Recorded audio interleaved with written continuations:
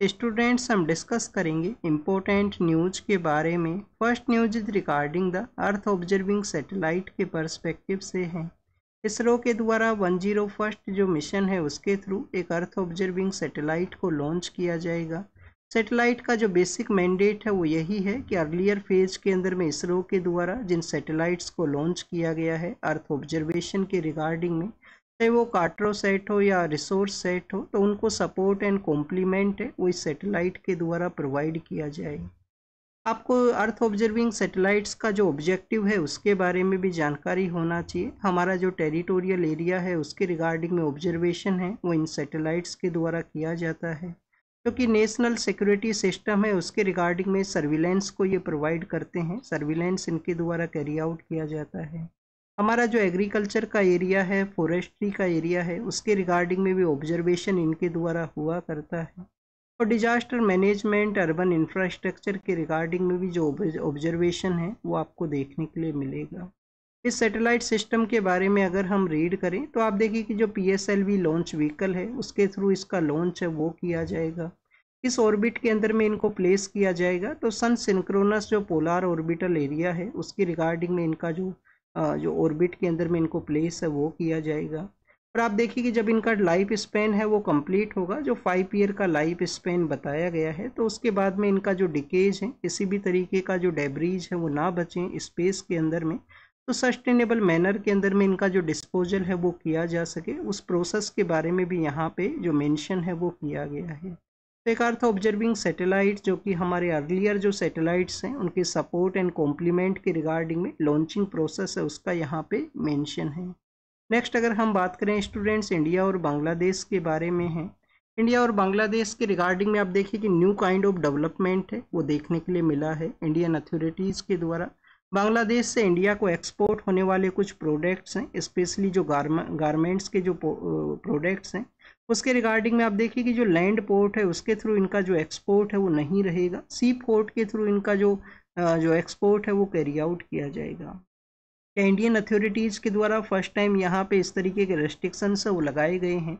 Last month के दौरान में आप देखिए कि बांग्लादेश के द्वारा इंडियन कुछ प्रोडक्ट्स हैं जिसके अंदर में स्पेशली अगर हम बात करें राइस का जो प्रोडक्ट है, राइस के अलावा हमारे यहाँ पे जो इंडियन यार्न हुआ करता है उसके रिगार्डिंग में इस तरीके के रेस्ट्रिक्शंस वो लगाए गए थे कि लैंड पोर्ट के थ्रू उनका जो एक्सपोर्ट है वो नहीं किया जाए। सी पोर्ट के थ्रू आप देखिए कि एक्सपोर्ट है वो क्यों अलाउ किया जाता है कि सी पोर्ट के थ्रू जो इंस्पेक्शन है, जो चेकिंग प्रोसेस है वो कंपलसरी हुआ करता है।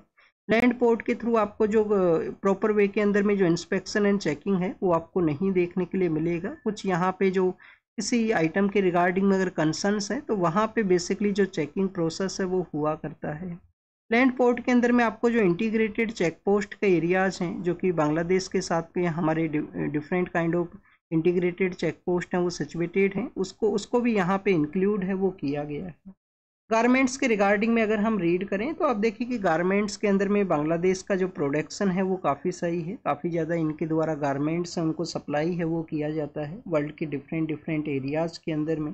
हमारे जो इंटीग्रेटेड चेक पोस्ट हैं त्रिपुरा, आसाम, मेघालय और मिजोरम का जो लैंड एरिया है जहाँ से बांग्लादेश से साथ में एक्सपोर्ट एंड इम्पोर्ट हुआ करता है, तो वहाँ पे ये बेसिकली कुछ आइटम्स के रिगार्डिंग में जो रेस्ट्रिक्शंस वो लगाए गए हैं। तो बेसिकली चेकिंग के रिगार्डिंग में, सर्विलेंस के रिगार्डिंग में ये कंप्लीटली जो डिसीजंस हैं जो किसके द्वारा लिए गए हैं, director general of foreign trade के द्वारा ये डिसीजंस हैं वो लिए जाते हैं।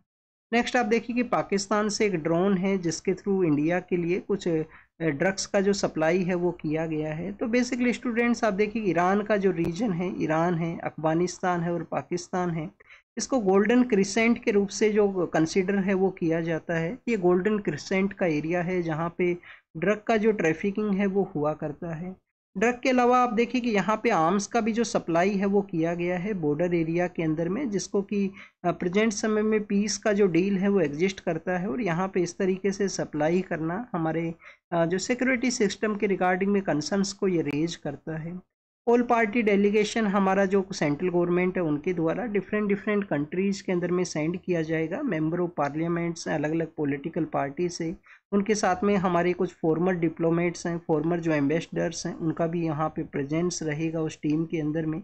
बेसिकली जो विजिट है उसके अंदर में अलग अलग कंट्रीज़ को यही इन्फॉर्म किया जाएगा कि कैसे पहलगाम का टेरर अटैक होता है, जिसके अंदर में पाकिस्तान स्पॉन्सर जो टेररिज्म है उसके प्रेजेंस या एविडेंस वो मिलते हैं। उसके बाद में इंडिया जो फॉरेस्ट जो जो जो टेररिस्ट के जो बेसेज हैं वहाँ पे अटैक है वो किया जाता है इंडियन अथॉरिटीज़ के द्वारा।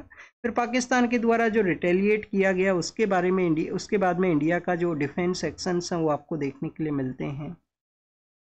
या अपोजिशन के जो लीडर हैं उनके द्वारा क्वेश्चंस पूछे गए हैं, एग्जाम के पर्पज से नहीं इम्पोर्टेंट है। फिर आप देखिए कि नेक्स्ट यहाँ पे आने वाला जो 9 जून का जो डे है उसको नेशनल जो मैन्यूस्क्रिप्ट मिशन है उसको लॉन्च किया जाएगा।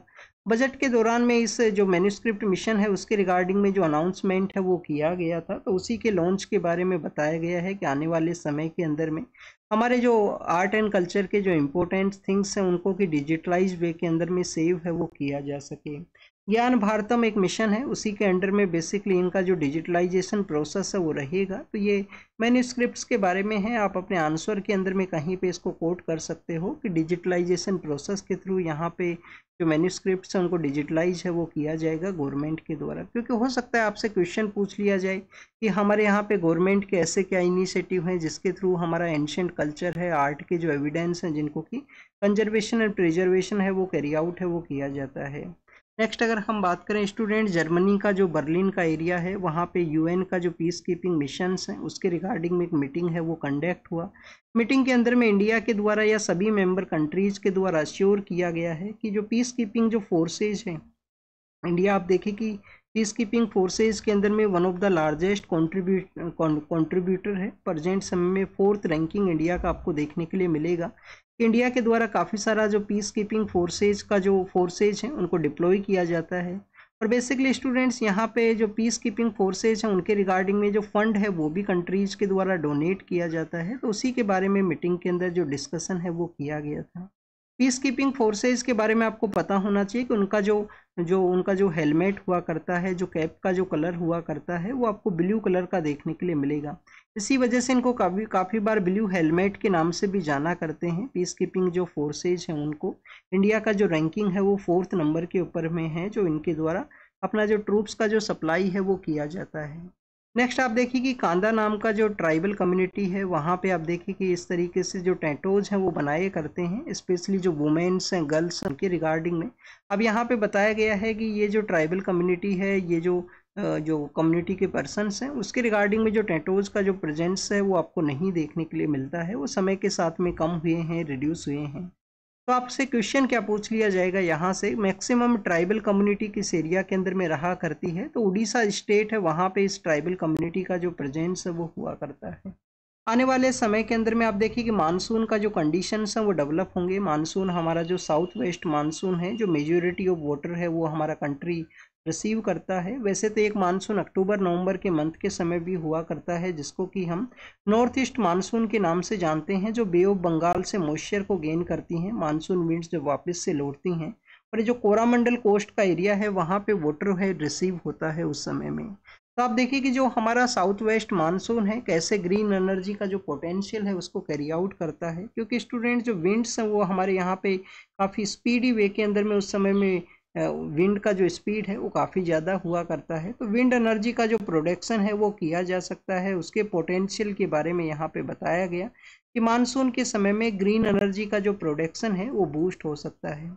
विंड एनर्जी के बारे में जब भी हम रीड करते हैं, हमारा कौन सा जो स्टेट है जो फर्स्ट प्रोड्यूसर है, आप देखिए कि गुजरात के अंदर में विंड एनर्जी का काफ़ी अच्छा पोटेंशियल भी है, प्रोड्यूस भी उनके द्वारा किया जाता है। सोलार के रिगार्डिंग में आपको राजस्थान देखने के लिए मिलेगा। फिर आप देखिए कि अगर हम बात करें ओशन एनर्जी के बारे में, क्योंकि रिन्यूएबल एनर्जी के अंदर भी काफ़ी सारे डिफरेंट एरियाज़ हैं। कुछ विंड एनर्जी के अंदर में तमिलनाडु का भी काफ़ी अच्छा, वहाँ पे भी जो प्रोडक्शन है वो हुआ करता है। तो विंड एनर्जी के रिगार्डिंग में जो कोस्टल स्टेट्स हैं, कोस्टल स्टेट्स को एक पॉजिटिव हुआ करता है कि वो मोर प्रोडक्शन है उसको यहाँ पे कैरी आउट है वो कर सकते हैं। नेक्स्ट अगर हम बात करें स्टूडेंट्स, यहाँ पे रजिस्ट्रार जनरल ऑफ इंडिया के अंडर में सैंपल रजिस्ट्रेशन जो सर्वे है, सैंपल रजिस्ट्रेशन सिस्टम है, उसके रिपोर्ट के बारे में बताया गया है कि 2021 का रिपोर्ट आया है, जिसके अंदर में हमारे यहाँ पे जो फर्टिलिटी रेट है उसका ये डिस्कशन है। कुछ स्टेट्स के अंदर में आप देखिए कि जो फर्टिलिटी रेट है वो डिक्लाइन हुआ है, बट ऐसा अभी भी प्रेजेंट समय के अंदर में हमारा जो नेशनल एवरेज है उससे ज़्यादा आपको जो बिहार का जो स्टेट है वहाँ पे आपको मोर देन नेशनल एवरेज है वो फर्टिलिटी रेट है वो देखने के लिए मिलेगा। बेसिक डिस्कशन क्या है? बेसिक डिस्कशन यही है कि काफ़ी कुछ ऐसे फैक्टर्स हैं जिसके ऊपर जो फर्टिलिटी रेट है उसका जो फैमिली प्लानिंग है ये सब डिपेंड किया करते हैं। अर्लियर फेज के अंदर में आप देखिए कि सदर्न इंडिया के जो स्टेट्स हैं, जो हमारे साउथ इंडिया के स्टेट्स हैं, उनके काफ़ी अच्छा जो जो उनके द्वारा फैमिली प्लानिंग है, उनको पॉपुलेशन कंट्रोल के जो इनिशिएटिव्स हैं उनको इम्प्लीमेंट किया गया था। अब आप देखिए कि कुछ नॉर्दर्न स्टेट्स हैं, उनका भी यहाँ पे जो इनिशिएटिव्स हैं वो बेटर वे के अंदर में देखने के लिए मिले हैं। डोनाल्ड ट्रंप के द्वारा कहा गया था कि जो भी कश्मीर इशू के रिगार्डिंग में कोई डिस्कशन अगर वो कैरी आउट करना है तो मीडिएशन को कर सकते हैं, बट इंडिया के द्वारा रिजेक्ट किया गया कि जो कश्मीर इशू है वो आप देखिए कि किसी भी तरीके से कोई डिस्कशन का इशू नहीं है। एक तो बाइलेटरल वे के अंदर में इसको रिजोल्व किया जाएगा, कोई भी यहाँ पे कंसर्न्स हैं, बट आप देखिए कि कश्मीर के अंदर भी पाकिस्तान के कंट्रोल के अंदर में कश्मीर का एरिया है उसको रिटर्न करना है इंडिया को। इंडियन अथॉरिटीज़ का यहाँ पे स्टैंड है वो बेसिकली ये है। तो ये कश्मीर इश्यू के बारे में है, इसका बाइलेटरल प्रोसेस के थ्रू ही डिस्कशन रहेगा, किसी भी जो अदर कंट्री है उसका जो इन्वॉल्वमेंट है वो नहीं किया जाएगा। काफ़ी बार आपको देखने के लिए मिलता है, समय समय पे आप देखें कि वीकली बेसिस पे ही कोई ना कोई ऐसा टॉपिक हुआ करता है जिसका कि ट्रोलिंग है, साइबर बुलिंग है, वो कैरी आउट किया जाता है। जैसे कि पहलगाम टेरर अटैक के बाद में भी आपको देखने के लिए मिला था कि एक जो डिफेंस पर्सनल है जिनका कि वहाँ पे डेथ हुआ था, तो उनका फैमिली मेम्बर्स को जो ट्रोलिंग है वो किया गया। क्या हमारे यहाँ पे कुछ लॉज हैं वो एग्जिस्ट किया करते हैं जिनका कि साइबर बुलिंग के थ्रू किसी भी पर्सन के द्वारा किया जाता है तो उनको टैकल किया जा सके? तो आप देखिए कि भारतीय न्याय संहिता है उसके अंदर में भी जो लॉज हैं उनको मेंशन किया गया है। हमारा जो इंफॉर्मेशन टेक्नोलॉजी एक्ट है वो भी इसको डील करता है। तो स्टूडेंट्स, गवर्नमेंट के पास में पावर है, कोई भी ऐसा कंटेंट है जो कि ऑफेंसिबल है, किसी भी तरीके से जो बेसिक क्राइटेरिया है उसको वायलेट करता है, तो उसको बैन है वो किया जा सकता है। और अभी जो हमारे यहाँ पे जो कन्फ्लिक्ट का सिचुएशन हुआ था पाकिस्तान के साथ में, उस समय 8000 के आसपास कुछ अकाउंट्स हैं, उनको पोस्ट को रोकने के बारे में भी जो गवर्नमेंट के द्वारा ऑर्डर है वो दिया गया था। तो आप देखिए कि हमारे यहाँ पे श्रिया सिंघल एक केस भी है। श्रिया सिंघल केस के अंदर में जो इंफॉर्मेशन टेक्नोलॉजी एक्ट का जो सेक्शन 69A है, जिसके थ्रू किसी भी कंटेंट को अगर रिमूव करना है गवर्नमेंट के द्वारा तो उनको जो रीजन है वो बताना होता है। बेसिकली इस रीजन की वजह से कंट्री का सोवरेनिटी को ये वायलेट करता है। तो कुछ ऐसे क्राइटेरिया हैं जो अवेलेबल हैं आईटी एक्ट के अंडर में। नेक्स्ट अगर हम बात करें स्टूडेंट्स, जो ग्रीस का जो नॉर्दर्न पार्ट है वहाँ पे मैकेडोनिया नाम का जो स्टेट है वो एग्जिस्ट करता है, बट मैकेडोनिया के ही नॉर्दर्न पार्ट के अंदर में एक नॉर्दर्न मैकेडोनिया नाम का जो कंट्री है वो भी एग्जिस्ट करता है। तो नॉर्दर्न मैकेडोनिया नाम का जो कंट्री है उन्होंने ब्रिटिश के साथ में स्ट्रेटजिक पार्टनरशिप के रिगार्डिंग में एक एग्रीमेंट है उसको यहाँ पे साइन किया है, उसके बारे में है। फिर आप देखिए कि यहाँ पे फिनलैंड के बारे में मेंशन किया गया है। फिनलैंड के वहाँ पे जो हेलीकॉप्टर्स उनका कोलिजन हुआ है तो उसको मेंशन किया गया। फिर स्टूडेंट्स, कुछ ईरानियन पर्सन हैं जिनको कि यहाँ पे एस्पियोनेज के चार्ज के ऊपर में यूके के अंदर में जो अरेस्ट है वो किया गया है, उनके सस्पेक्ट बेसिस पे उनका अरेस्ट है वो हुआ है यूनाइटेड किंगडम के अंदर में। और अलेप्पो नाम का जो जगह है जो कि सीरिया के अंदर में है, वहाँ पे आईसिस का प्रेजेंस हुआ करता था। तो सीरियन गवर्नमेंट के द्वारा किसी भी जो इस तरीके से जो रेडिकलाइज वे के अंदर में जो ऑर्गेनाइजेशंस वर्क किया करते हैं उनके टैकल के रिगार्डिंग में इनिशिएटिव्स को कैरी किया गया। ईरान कंटिन्यूस डिस्कशन फेज के अंदर में है यूएस के साथ में, उनके द्वारा न्यूक्लियर टॉक्स हैं वो किए जाएंगे यूएस के साथ में, ये यहाँ पे डिस्कशन बताया गया। और इजराइल के द्वारा गाजा स्ट्रिप के पर्सपेक्टिव से एक मिशन है, ऑपरेशन है, उसको लॉन्च किया गया है जिससे कि वहाँ पे जो एंटी इजराइल जो सेंटिमेंट्स को कैरी करने वाले पर्सन हैं उनको एलिमिनेट किया जा सके। और काफ़ी कुछ आप देखिए कि डैमेज हुआ है, गाजा स्ट्रिप का काफ़ी कुछ डैमेज है वो हुआ है। यहाँ पे स्टूडेंट्स, हमारे जो टाइगर्स हैं, सॉरी लॉयंस हैं, उनके रिगार्डिंग में यहाँ पे बेसिकली जो एस्टिमेशन है उसको बताया गया है कि गुजरात का जो गिर का एरिया है वहाँ पे जो एशियाटिक लायंस हैं उनका प्रेजेंस है। एशियाटिक लायंस को आप देखिए कि पर्शियन लायंस के नाम से भी जाना करते हैं। इंडस वैली सिविलाइजेशन के समय इनका प्रेजेंस नहीं हुआ करता था, बाद में इनका जो माइग्रेशन है वो आपको देखने के लिए मिलता है। गुजरात ओनली स्टेट है जहाँ पे इनका जो प्रेजेंस है वो प्रेजेंट समय के अंदर में है। डिमांड किया जाता है कि अगर कोई वहाँ पे डिजीज़ का आउटब्रेक होता है तो मेजरली को इम्पैक्ट करेगा, तो इनको कुछ अदर स्टेट्स के रिगार्डिंग में आप ट्रांसलोकेशन है उसको कैरी आउट कीजिए। समय के साथ में गवर्नमेंट के इनिशिएटिव्स की वजह से इनका पॉपुलेशन है वो इंक्रीज हुआ है। 1968 के समय में 177 इनका पॉपुलेशन हुआ करता था। जो लास्ट एस्टिमेशन जब किया गया था 2020 के समय, तो इनका 674 के आसपास पॉपुलेशन है उसको ऑब्जर्व किया गया। इस तरीके से इनका जो पॉपुलेशन का काउंटिंग हुआ करता है, तो पॉपुलेशन काउंटिंग की काफ़ी सारे मेथड्स हैं जिसमें डिजिटल कैमरा है, जीपीएस सिस्टम है, रेडियो कॉलरिंग सिस्टम है, और सिम्बा आप देखिए कि आर्टिफिशियल इंटेलिजेंस का एक सॉफ्टवेयर है। सिम्बा नाम से एक आर्टिफिशियल इंटेलिजेंस का सॉफ्टवेयर सिस्टम है, उसके थ्रू भी इनका जो काउंटिंग है वो किया जाता है। तो काउंटिंग के रिगार्डिंग में आपको हो सकता है कि कुछ टेक्निक्स के नेम मेंशन कर दिए जाएं, क्वेश्चन पूछ लिया जाए। कैमरा ट्रैप सिस्टम है, यहाँ पे जो रेडियो कोल्डरिंग सिस्टम है, जीपीएस सिस्टम है, इनमें से किस किस को यूज किया जाता है एस्टिमेशन के रिगार्डिंग में, काउंटिंग के रिगार्डिंग में किसी भी एनिमल को। तो ये आपको बेसिक टेक्निक्स भी पता होनी चाहिए। गिर के एरिया के अंदर में है, होमवर्क आपके लिए यहाँ पे है कि कौन सा इनका IUCN स्टेटस किस कैटेगरी के अंदर में इनको रखा गया है, जो हमारे एसिटिक लाइन्स हैं उनको।